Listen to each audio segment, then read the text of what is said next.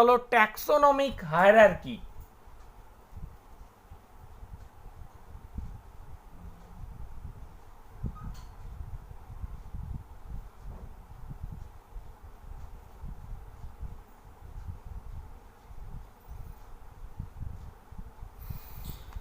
দেখো, taxonomic hierarchy এটা হলো বিভিন্ন একক, ট্যাক্সোনমির যে এককগুলো আমি আগে বললাম ইতিমধ্যে, শ্রেণীবিন্যাসের ক্ষেত্রে যেগুলো ট্যাক্সনগুলো, সেই এককগুলোকে নিয়ে গঠিত পরপর একটা ক্রমবিন্যাসে যে ধাপ, সেই ধাপগুলিকে একত্রে বলা হয় ট্যাক্সোনমিক হায়ারার্কি। অর্থাৎ বিভিন্ন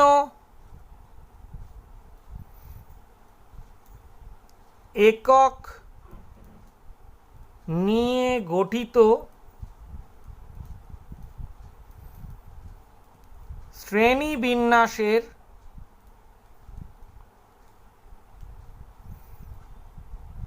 ধাপগুলিকে একত্রে হায়ারার্কি বলে।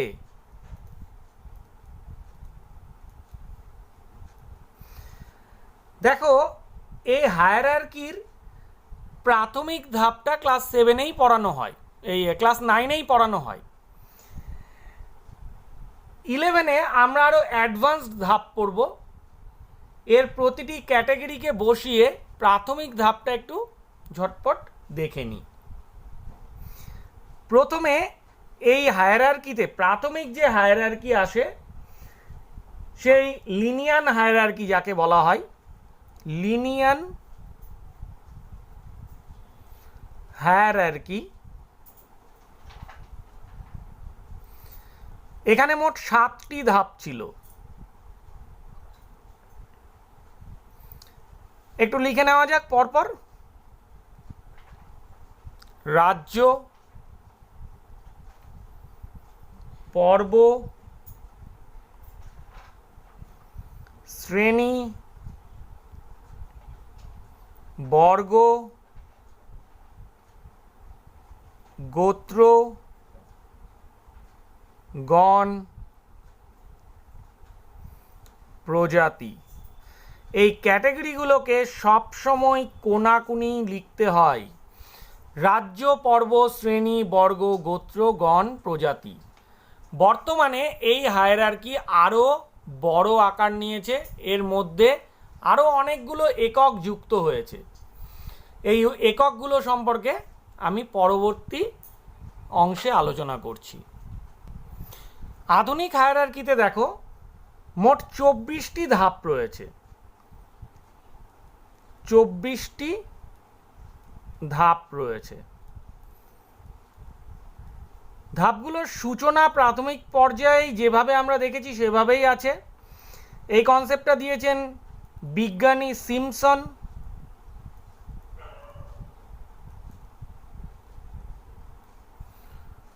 উনিশশো সালে। এই হায়ারার্কির ধাপগুলো অনেকটা এরকম।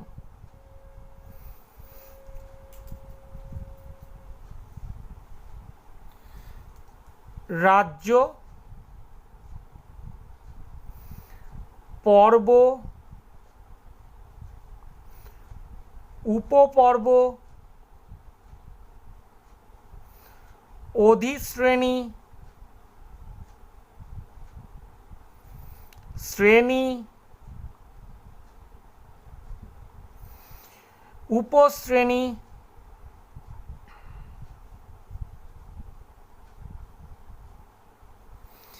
ইনফ্রাশ্রেণী,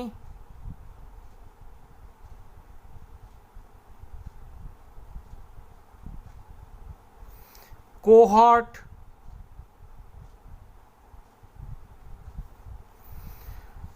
অধিবর্গ,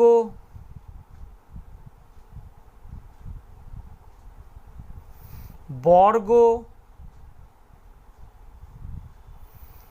উপবর্গ,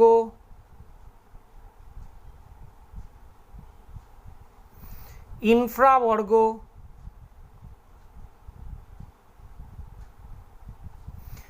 অধিগোত্র,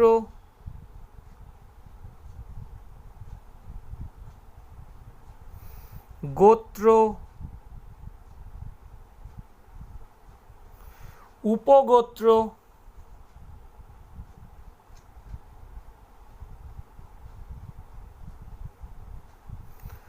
ট্রাইব, উপট্রাইব,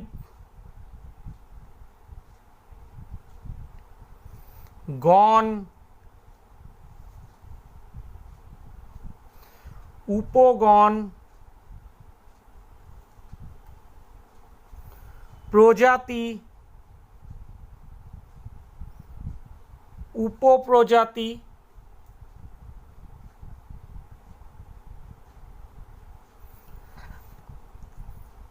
তারপরে প্রকার, এদিকে নিয়ে চলে এলাম,